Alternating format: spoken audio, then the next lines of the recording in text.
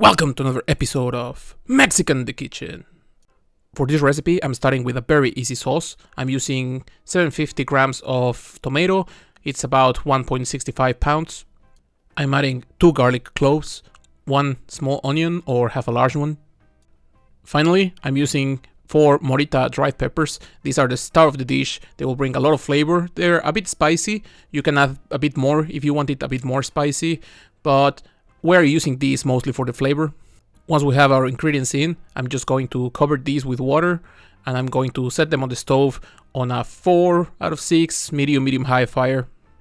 Once we cover everything with water, I'm going to keep an eye on it and I'm going to wait until it starts boiling. Once it starts boiling, I'm going to count around 15 to 20 minutes. These have been boiling for about 20 minutes now, and it's very easy to tell when they are ready. The tomatoes are very soft and the skin is practically coming off by itself. These Morita peppers are not as soft, but you can tell they're way softer than they were. So at this point, we are ready. I will set this aside so they cool down for a bit. For this recipe, I decided to use pork ribs because that's the usual thing you would see in Mexico. Pork is a bit cheaper, it's very widely consumed all over Latin America, and of course it tastes quite good. I bought 1 kilo and I got 2 racks, so what I will do is split every single rib. For this I will grab a sharp knife and I'm going to try to cut in between the bones. I want to try to be as close to the middle as possible, so every rib has an equal amount of meat. The first rack was very easy to split. As you can tell, this rib looks beautiful, it has quite a good amount of meat, it's very even, but of course as you get closer to the edges and with the second rack it was not as easy. Having said that, it's also very simple to just touch a bit and feel where the bone is located. In this case it was a bit more tricky because it was positioned in a bit more diagonal way, but just touch it, give it a couple taps and you will immediately notice where the bone is. It's not uncommon that the tips might not be the prettiest, but most of your ribs will look like this, very even, pretty good size, and now we can start cooking them. I am cooking my ribs in 2 steps. For the first one, I'm throwing them into a pot, a large one. I'm going to throw 1 small onion or half a large one, a couple garlic cloves, 3 or 4 bay leaves. Now I'm adding water until it covers all my ingredients, and I'm adding some salt. Now I'm going to turn my stove on. I'm going to have them on a 4 or 5 out of 6, so medium-high fire. I will leave them on the stove until the water starts boiling. After 5-10 minutes, the water is boiling and I turn it immediately down to a 2 out of 6, so low fire. Because the water has been boiling for a bit, now we have this foam on the top. This is scum. This is not something we want to keep there, so we can use a spoon and a plate just to get rid of it. Once we remove the foam and turn the fire down, we will leave them here for 40 minutes.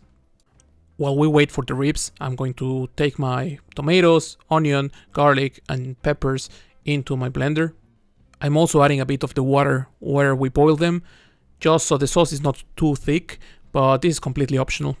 What we want to do is blend everything nicely. We want to have a very smooth sauce. We are straining it anyway, but we just want to make sure everything is properly blended.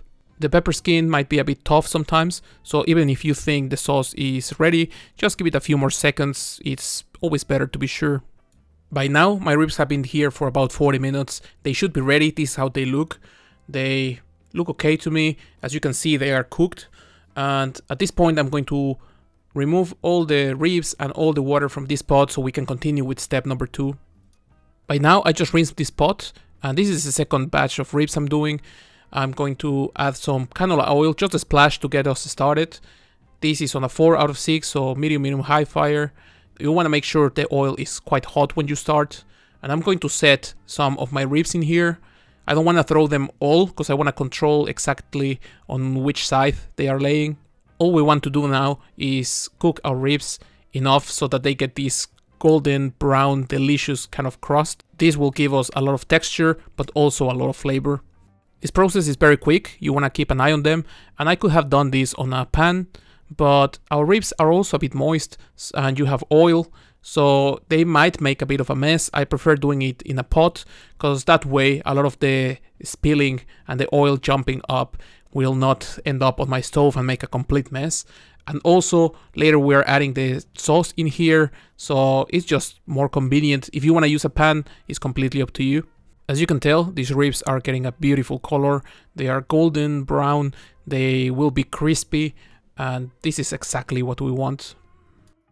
As the ribs are ready, I was setting them up on a plate. As you can tell, all of them are ready now, so I can throw them back into this pot. They look beautiful. These, you could just eat them by themselves, you don't need any sauce, but of course, it's always nicer when you have some sauce on top of them. Our sauce is ready, we had it set aside, and now I'm going to set a strainer on top of my pot. I'm going to throw my sauce in. As I said, there's some oil in there, so also this strainer will help us avoid the oil jumping up because you're adding water into it. This might be a bit dangerous sometimes, but in this case, because we have the meat on top, we have the sauce coming, and you have the strainer still, it's not that big of a deal.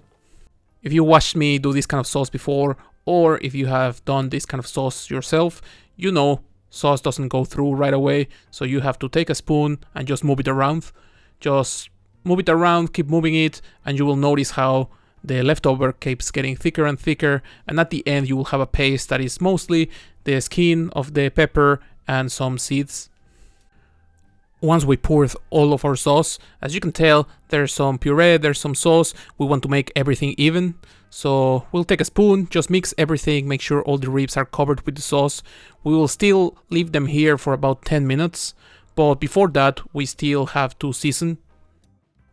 For seasoning, I'm adding a pinch of thyme and marjoram. Then I will also add, of course, some salt and black pepper. Optionally, you could add 1 or 2 of those cubes of chicken or beef stock. My dad used to do that a lot for this kind of broth. It brings a lot of flavor because of the MSG and everything, but some people prefer not to do it. I think if you use enough salt and spices, then it's also good. Once we added our seasoning, we want to stir. One last stir before we leave this here for about 10 minutes on a low fire. We want to make sure the seasonings go nicely into the sauce, and after that our ribs will be ready. The way I'll serve these ribs is with a Mexican white rice. I really like this way because the sauce is very important, it's very tasty, so I like to have something that soaks on that sauce so you can enjoy it as well.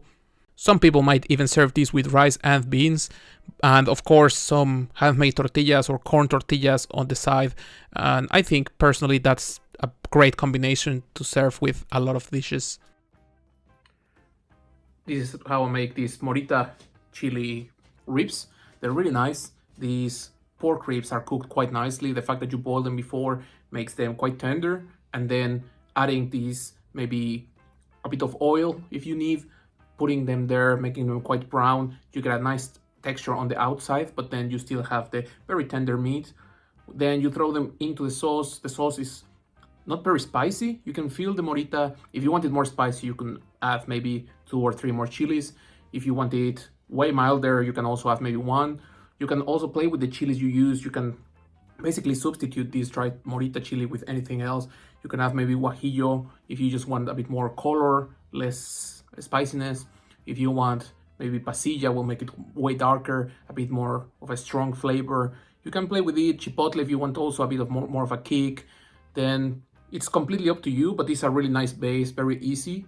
It's a recipe I really like because it's so simple. You don't need that many ingredients, and it's still quite good. I really like the strong flavor of the ribs, not to be completely overpowered by the sauce. You have a really nice balance. So I hope you liked the video. Press like, subscribe, activate the bell, all those kind of things, and see you in the next one.